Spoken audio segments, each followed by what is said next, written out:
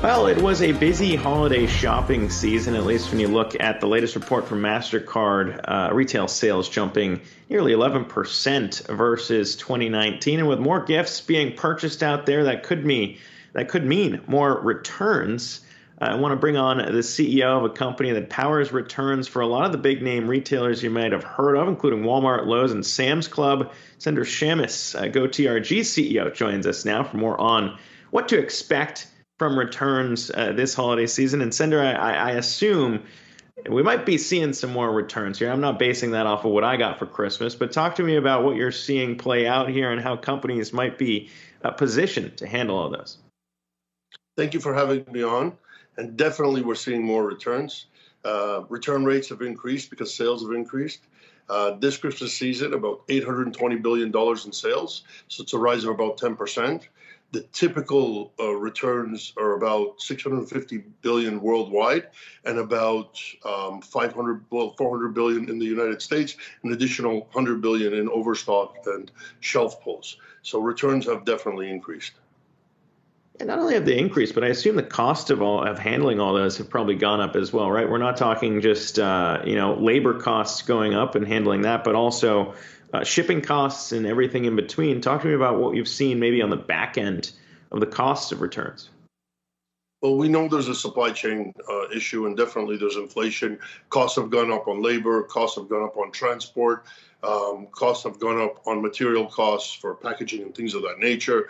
Our business is a little more difficult than traditional manufacturing because we have to make sure that when we take back those items, we sanitize them, we remove any private data, things like any pictures, any of that data information. It's a little more rigorous than standardized manufacturing, the reverse logistics process. So definitely all costs across the board have gone up, and even storage and transportation costs.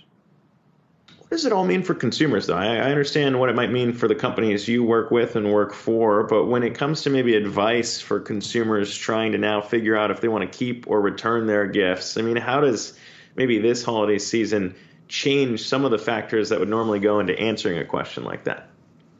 Well, the difference between this year and last year with COVID, what we saw was a basic shift in purchasing. People started buying things that they were typically would buy when they nest, things like exercise equipment, larger items, home renovation items.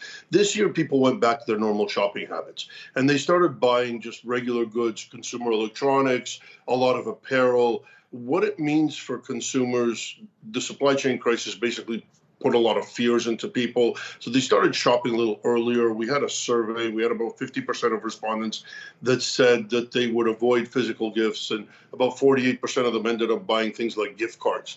So people definitely are very aware of the supply chain crisis and definitely did mitigate against possibility of not having a gift and whatnot.